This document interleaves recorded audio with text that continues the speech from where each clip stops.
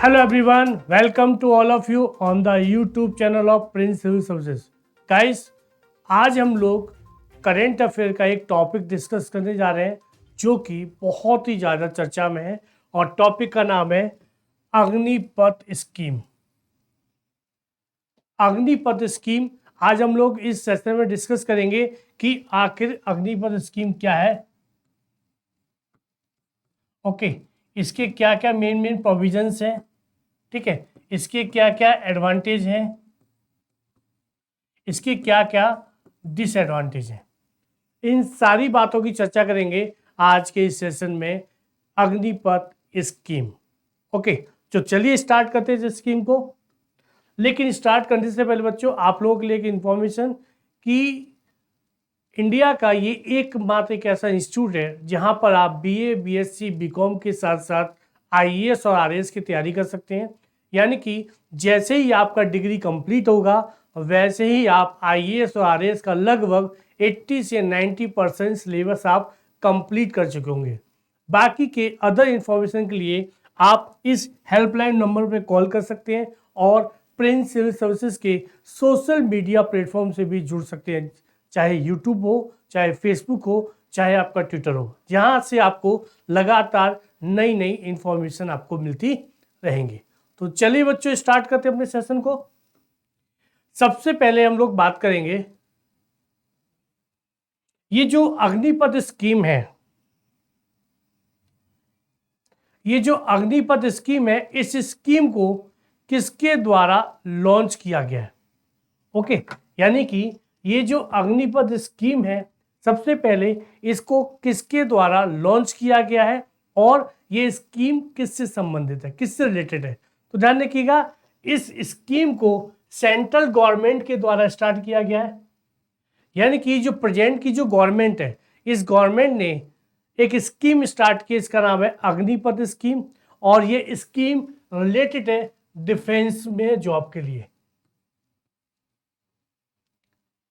यानी कि इंडिया की डिफेंस में जॉब के लिए, एम्प्लॉयमेंट के लिए इंडियन गवर्नमेंट ने ये अग्निपथ स्कीम को स्टार्ट किया है। और ये जो अग्निपथ स्कीम के माध्यम से जो सिलेक्शन होगा, एग्जाम होगा या रिक्रूटमेंट होगा, वो ट्वाइस इन ए ईयर होगा। यानी कि हर साल लगभग दो बार ये अग्निपथ स्कीम के माध्यम से बच्चों का सिलेक्शन होगा। और ये जॉब किस में मिलेगी आपको बच्चों? ये जॉब मिलेगी डिफेंस में, आर्मी, नेवी, एयरफोर्स में। क्लियर? यानी कि इंडियन गवर्नमेंट ने एक स्कीम स्टार्ट की अग्निपथ, और अग्निपथ स्कीम के द्वारा डिफेंस यानी कि आर्मी, नेवी, एयरफोर्स में बच्चों का सिलेक्शन किया जाएगा। और ये प्रोसेस एक ईयर में 2 बार होगा, twice in year. Second thing, जिस अग्निपथ स्कीम के माध्यम से जिन बच्चों का, जिन कैंडिडेट का सिलेक्शन होगा, उन कैंडिडेट को अग्निवीर कहा जाएगा। क्या कहा जाएगा? अग्निवीर। ध्यान रखिएगा, यानी कि जो कैंडिडेट अग्निपथ स्कीम के माध्यम से जॉब को प्राप्त करेंगे, उनका सिलेक्शन होगा। इस सिलेक्शन के बाद उनको अग्निवीर कहा जाएगा। क्या कहा जाएगा? अग्निवीर कहा जाएगा। इसकी टोटल वैकेंसीज कितनी है? लगभग 46,000 बच्चों का सिलेक्शन होगा। कितना होगा? 46,000। क्लियर? यानी कि सबसे पहले मैंने आपको क्या बताया कि इस स्कीम को स्टार्ट किया है सेंट्रल गवर्नमेंट ने। किस डिपार्टमेंट के लिए? डिफेंस के लिए। कितनी बार होगा? Twice in a year. और जो कैंडिडेट का सिलेक्शन होगा, सिलेक्शन के बाद उनको अग्निवीर कहा जाएगा। क्या कहा जाएगा? अग्निवीर कहा जाएगा। टोटल वैकेंसीज कितनी है? 46,000 टोटल वैकेंसीज देंगी। और अब आता है कि इस अग्निपथ स्कीम के लिए जो कैंडिडेट होगा उसका एलिजिबिलिटी क्या है, यानी कि उसको कितना एजुकेशन क्वालिफिकेशन होना चाहिए। तो ध्यान रखिएगा, वो है 10th एंड 12th पास। यानी कि इस स्कीम में वो कैंडिडेट अपियर हो सकते हैं जो कि 10th पास हो या 12th पास हो। यानी कि एजुकेशन कितना हो गया? 10th या 12th पास कैंडिडेट इस स्कीम के लिए एलिजिबल है, यानी कि वो इसमें सिलेक्शन ले सकता है। क्लियर? चलिए अब हम डिस्कस करेंगे और भी क्राइटेरिया क्या क्या है, एज क्या है। तो बच्चों ध्यान रखिएगा, इसमें एज है 17.5 से लेकर के 21 ईयर्स, यानी कि मिनिमम है, मिनिमम एज कितना है 17.5 और मैक्सिमम एज कितना है 21 ईयर्स। एजुकेशन कितना था 10th एंड 12th पास, और एज कितना है 17.5 मिनिमम एज क्राइटेरिया है और 21 ईयर्स मैक्सिमम है।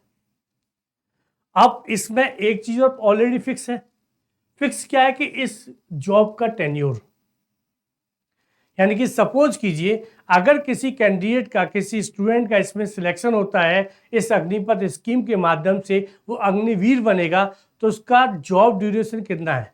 तो ध्यान रखिएगा बच्चों, स्टार्टिंग में इसका जॉब ड्यूरेशन ओनली 4 ईयर्स है, यानी कि जिन कैंडिडेट का सिलेक्शन होगा उनका सिलेक्शन फर्स्ट 4 ईयर के लिए किया जाएगा, जिसमें से 6 मंथ जो ट्रेनिंग है, यानी कि टोटल उनको कितना वर्क करना है ओनली 4 ईयर्स, और 4 ईयर्स में से भी 6 मंथ उनका ट्रेनिंग होगा, और यानी कि उनको वर्क कितना करना है, जॉब में सर्विस कितना करना है 3.5, यानी कि 3.5 साल उनको जॉब करना है। क्लियर, यानी कि टोटल टेन्योर कितना हुआ, ड्यूरेशन कितना है जॉब का, सर्विस का ओनली 4 ईयर्स।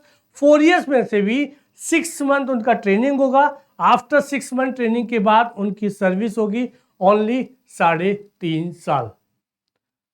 क्लियर, अब देखिए 4 ईयर्स कंप्लीट हो गए टेन्योर, और 4 ईयर्स के बाद गवर्नमेंट ने कुछ प्रोविजन भी बनाए, जैसे कि उन्होंने कहा कि जब 4 साल आपके कंप्लीट हो जाएंगे आफ्टर 4 ईयर्स, 25% जो कैंडिडेट हैं जिनका सिलेक्शन हुआ था, 25% जो कैंडिडेट हैं जिनका सिलेक्शन हुआ था, वो 25% बच्चों को अगेन रिक्रूट किया जाएगा, उनका सिलेक्शन किया जाएगा फर्दर 15 ईयर्स के लिए।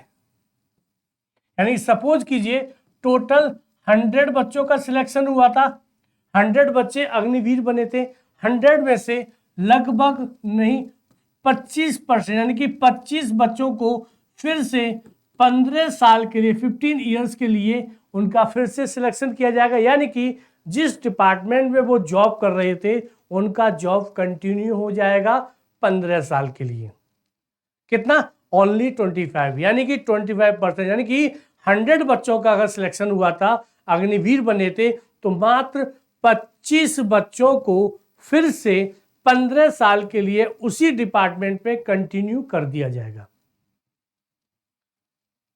क्लियर, लेकिन एक चीज ध्यान रखिएगा, जिन 25 बच्चों का, जिन 25% कैंडिडेट का फिर से सिलेक्शन होगा 15 ईयर्स के लिए, उनको कोई भी रिटायरमेंट का बेनिफिट नहीं मिलेगा, यानी कि जो अगर 75% को रिटायरमेंट का जो बेनिफिट मिलने वाला है, जो मिलेगा, वो इन 25% को नहीं मिलेगा। यानी कि जो 75 जो कैंडिडेट हैं जिनको रिटायरमेंट दिया जाएगा, उनको जो रिटायरमेंट के बेनिफिट मिलेंगे वो बेनिफिट इन 25% को नहीं मिलेगा।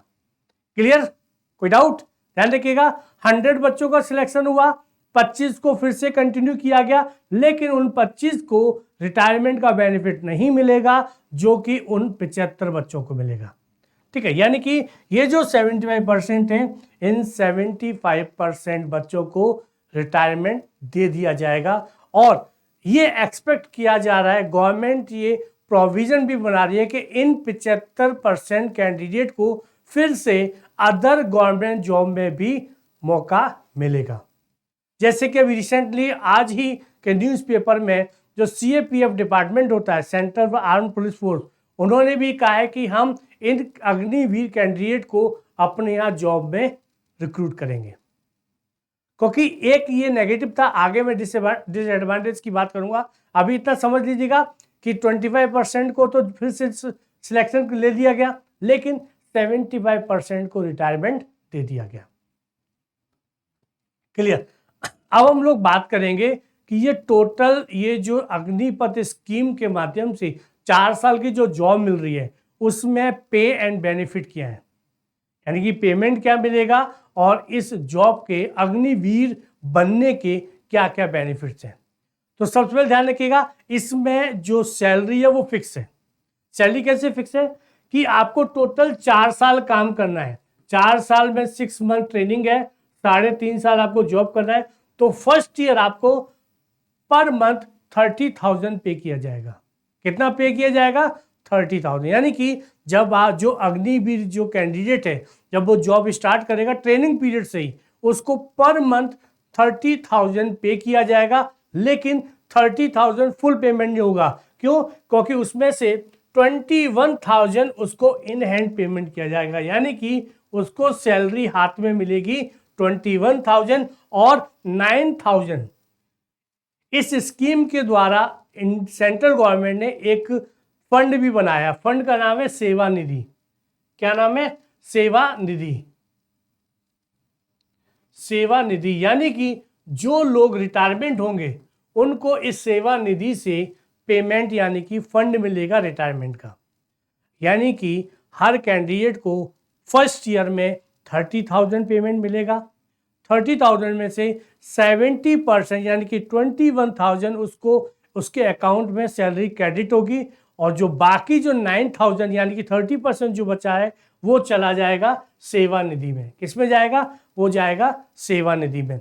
और सेम जितना 30% यानी कि 9,000 जो सैलरी में से डिडक्ट हुआ है कैंडिडेट के, सेम 9,000 कौन भी डिडक्ट ऐड करेगा इसमें? 9,000 कैंडिडेट का और 9,000 सेंट्रल गवर्नमेंट के द्वारा उस सेवा निधि में डाला जाएगा। यानी कि 9,000 कैंडिडेट्स की सैलरी से डिडक्ट होगा और 9,000 ही उसमें सेंट्रल गवर्नमेंट के द्वारा सेवा निधि में ऐड किया जाएगा। यानी कि कैंडिडेट का हो जाएगा 18,000 1 मंथ। क्लियर? सेकेंड ईयर की बात करेंगे तो सेकेंड ईयर में कैंडिडेट को सैलरी मिलेगा 33,000। कितना मिलेगा? 33,000 और उसके हाथ में आएगा 23,100 और 9,900 सेवा निधि में ऐड किया जाएगा और सेम अमाउंट इंडियन गवर्नमेंट यानी कि सेंट्रल गवर्नमेंट के द्वारा ऐड किया जाएगा। थर्ड ईयर में पेमेंट रहेगा 36,500, जिसमें से 25,580 ये अकाउंट में क्रेडिट होगा और 10,950 ये सेवा निधि में ऐड हो जाएगा और सेम अमाउंट सेंट्रल गवर्नमेंट के द्वारा भी ऐड किया जाएगा। नेक्स्ट, फोर्थ ईयर में सैलरी होगी 40,000। कितना होगा? 40,000 पर मंथ, और जिसमें से कि 28,000 उसके अकाउंट में क्रेडिट होगा और लेफ्ट जो रेस्ट अमाउंट है 12,000, कितना? 12,000 ये ऐड हो जाएगा सेवा निधि में। किसमें? सेवा निधि में। और अगेन 12,000 सेंट्रल गवर्नमेंट के द्वारा ऐड किया जाएगा इस सेवा निधि में, उस कैंडिडेट के अकाउंट में जो सेवा निधि है। क्लियर? यानी कि ये पूरा का पूरा सैलरी पैकेज है 4 ईयर का, first second third and fourth, fix है, एकदम फिक्स है। अब हम बात करेंगे, मैंने आपको बताया था कि 25% को तो फिर से रीसिलेक्ट कर लिया जाएगा, यानी कि फिर से रिक्रूट सिलेक्शन दे दिया जाएगा उसी डिपार्टमेंट में। लेकिन जो बचे हुए 75% हैं जिनको रिटायरमेंट दे दिया जाएगा, उनको क्या क्या बेनिफिट लेंगे जब उनको आफ्टर 4 ईयर्स। तो ध्यान रखिएगा, जब अग्निवीर को रिटायरमेंट दिया जाएगा तो अप्रॉक्स 11,71,000 उसको सेवा निधि से पे किया जाएगा। यानी कि आफ्टर 4 ईयर जो अग्निवीर है जब उसको रिटायरमेंट मिलेगा तो एक अमाउंट उसको मिलेगा, वो अमाउंट रहेगा 11,71,000 आफ्टर 4 ईयर्स।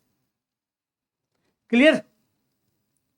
यानी कि जो 30% उसके सैलरी से डिडक्ट हो रहा था प्लस सेंट्रल गवर्नमेंट भी जो ऐड कर रही थी, उन दोनों को मिलाकर के एक अमाउंट उसको मिलेगा, वो भी फिक्स है, वो है 11,71,000 जो उसको रिटायरमेंट के बाद मिलेगा। और किन लोगों को मिलेगा? ये मिलेगा उन लोगों को, उन 75% को जिनको कंटिन्यू नहीं किया जाएगा। क्या नहीं किया जाएगा? जिनको कंटिन्यू नहीं किया जाएगा उनको मिलेगा ये सेवा निधि से 11,71,000। क्लियर? अब आपको क्लियर हो चुका होगा, यानी कि 4 ईयर में आपको क्या क्या अमाउंट मिलेगा, क्या सैलरी मिलेगी और रिटायरमेंट के बाद आपको क्या अमाउंट मिलेगा, सारा डिटेल आपको हम लोग डिस्कस कर चुके हैं। अब हम बात करेंगे कुछ अदर बेनिफिट, यानी कि ये तो पूरा 4 ईयर का बेनिफिट हो गया, कितनी सैलरी मिलेगी, कितना रिटायरमेंट के बाद फंड मिलेगा, सारी बातें। कुछ अदर बेनिफिट है, लाइक जब अग्निवीर सर्विस कर रहा 4 ईयर्स, तो उसका 48 लाख का एक लाइफ इंश्योरेंस कवर दिया जाएगा 4 ईयर्स के लिए। यानी कि जैसे ही अग्निवीर का सिलेक्शन होता है, उसकी ट्रेनिंग स्टार्ट होती है, उसका लगभग 48 लाख का एक लाइफ कवर इंश्योरेंस कर दिया जाता है। कितने टाइम के लिए? फॉर 4 ईयर्स के लिए। सेम थिंग, अगर अग्निवीर जब इस सर्विस को कर रहा है, अगर इन केस उसकी डेथ हो जाती है अग्निवीर की, यानी कि सर्विस के दौरान अगर इस अग्निवीर की डेथ हो जाती है, तो लगभग 1 CR के आसपास, यानी कि 1 करोड़ के आसपास, 1 CR के पास उसकी फैमिली को अमाउंट पे किया जाएगा। क्लियर? एक तो 48 लाख का लाइफ इंश्योरेंस कवर हो गया, प्लस अगर सर्विस के दौरान उस अग्निवीर की डेथ हो जाती है, तो उसकी फैमिली को 1 CR के आसपास एक पे आउट दिया जाएगा। ये इस स्कीम का प्रोविजंस भी है, ये एक अदर बेनिफिट है इस स्कीम का। क्लियर? चलिए अब हम बात करते हैं कि आखिर इस अग्निपथ जो स्कीम है उसके एडवांटेज क्या क्या है और डिसएडवांटेज क्या क्या है। तो देखिए, सबसे पहला एडवांटेज है एम्प्लॉयमेंट, क्योंकि एक लंबे ड्यूरेशन से लगातार, चाहे वो कोरोना पीरियड हो चाहे उससे पहले का पीरियड हो, लगातार अनएम्प्लॉयमेंट बढ़ता जा रहा है। तो सेंट्रल गवर्नमेंट के द्वारा इस स्कीम को इसलिए स्टार्ट किया गया है ताकि एम्प्लॉयमेंट लोगों को मिले। ठीक है, पहला एडवांटेज। दूसरा एडवांटेज है कि वर्ल्ड में बच्चों कई सारे ऐसे कंट्रीज हैं जहां पर जो सिटीजन्स हैं उनको मिलिट्री ट्रेनिंग लेना कंपलसरी है, लाइक इजराइल। जितना भी उसके सिटीजन्स हैं उनके लिए मिलिट्री ट्रेनिंग कंपलसरी है, ताकि अगर जब कभी फ्यूचर में कोई भी ऐसा कोई कंडीशन क्रिएट होती है तो हर आदमी सपोर्ट कर सके। तो इस स्कीम का ये बेनिफिट भी रहेगा। क्यों? क्योंकि जितने भी कैंडिडेट हैं वो लगभग 25 ईयर्स के बाद रिटायर हो जाएंगे। तो जो कैंडिडेट हैं वो रिटायरमेंट के बाद क्या करेंगे? सिविलियन में ऐड हो जाएंगे, सोसाइटी में ऐड होंगे। ठीक है, तो वो क्या करेंगे? वो सपोर्ट। क्यों? क्योंकि उनको ट्रेनिंग भी मिली है डिफेंस की, और डिफेंस में उन्होंने सर्विस भी की है। तो उस सर्विस में उनका जो एक्सपीरियंस है, चाहे वो डिजास्टर हो कोई, चाहे वो कैसे भी स्थिति हो, चाहे वो टेररिस्ट अटैक हो, चाहे किसी भी प्रकार की सोशल प्रॉब्लम हो, उस प्रॉब्लम में सपोर्ट करने में ये हमारे लिए बहुत सपोर्टिव रहेगा, हेल्प करेंगे हमारी। क्यों? क्योंकि उनको ट्रेनिंग भी मिला है डिफेंस का। ठीक है, उनको एक्सपीरियंस भी है, और उनका कह सकते हैं उनकी पर्सनैलिटी इस तरीके से डेवलप हो चुकी होगी। तो अगर इंडिया में किसी भी तरीके की कोई कंडीशन क्रिएट होती है तो ये सपोर्ट कर सकते हैं। यानी कि एक कह सकते हैं कि बहुत बड़ी संख्या में, नंबर्स में हमको ये सपोर्ट मिल सकता है सोसाइटी में। क्लियर? अब इस स्कीम का डिसएडवांटेज क्या है, जो कि लगातार रिसेंट में न्यूज़पेपर, लाइक जैसे बिहार में और जो युवा है, यूथ है, उन्होंने प्रोटेस्ट किया हुआ है इस स्कीम के अपोज में। क्यों? क्योंकि उनका कहना है कि ये जॉब कितने साल के लिए? Only 4 years. तो उनका कहना है रिटायरमेंट के बाद क्या कहा, क्योंकि गवर्नमेंट ने प्रोविजन तो बनाया है 75% के लिए उनको कहीं और जॉब दिलवाने के लिए सपोर्ट किया जाएगा, वो एलिजिबल रहेंगे, सपोर्ट मिलेगा। लेकिन उन्होंने कहा कि यह फिक्स नहीं है। जो प्रोटेस्ट किया जा रहा है उसका कहना है कि आफ्टर रिटायरमेंट क्या, यानी कि आपने सिर्फ 4 साल के लिए हमको एम्प्लॉयमेंट दिया, उसके बाद हमको फिर से बेरोजगार बना दिया, अनएम्प्लॉय कर दिया हमको। यानी कि उनका कहना है कि कुछ फिक्स तो हो। इसीलिए 2 दिन या 1 दिन पहले ही, आज की खबर है, सीएपीएफ ने कहा कि इन अग्निवीर को हम अपने डिपार्टमेंट में जॉब देंगे, पैरामिलिट्री फोर्सेस में हम लोग इनको जॉब देंगे। लेकिन वो भी फिक्स नहीं है। उन्होंने कहा है कि हम जॉब देंगे, लेकिन फिक्स नहीं है। दूसरा सबसे इंपॉर्टेंट है लैक ऑफ फेथ, यानी कि जो जिस डिसिप्लिन, जिस लॉयल्टी, जिस पैट्रोनिज्म के लिए आपको मिलिट्री यानी कि आर्मी को माना जाता है, डिफेंस के लोगों को माना जाता है, वो लैक करेगा। क्यों? क्योंकि जिस किसी का भी सिलेक्शन होगा तो उसके दिमाग में उसका माइंडसेट क्या है? माइंडसेट ये है कि मेरी जॉब से 4 इयर्स के लिए, तो हो सकता है सिर्फ वो जॉब करेगा, उसका फेथ डिफेंस में या जिस तरीके की देशभक्ति की भावना डिफेंस पर्सन में होती है वो हो सकता है उसमें क्रिएट ना हो पाए। क्यों? क्योंकि उसको ये पता है कि आफ्टर 4 इयर्स हो सकता है कि मुझे जॉब कंटिन्यू नहीं हो। तो एक ये बहुत बड़ी प्रॉब्लम क्रिएट हो सकती है ये वाली।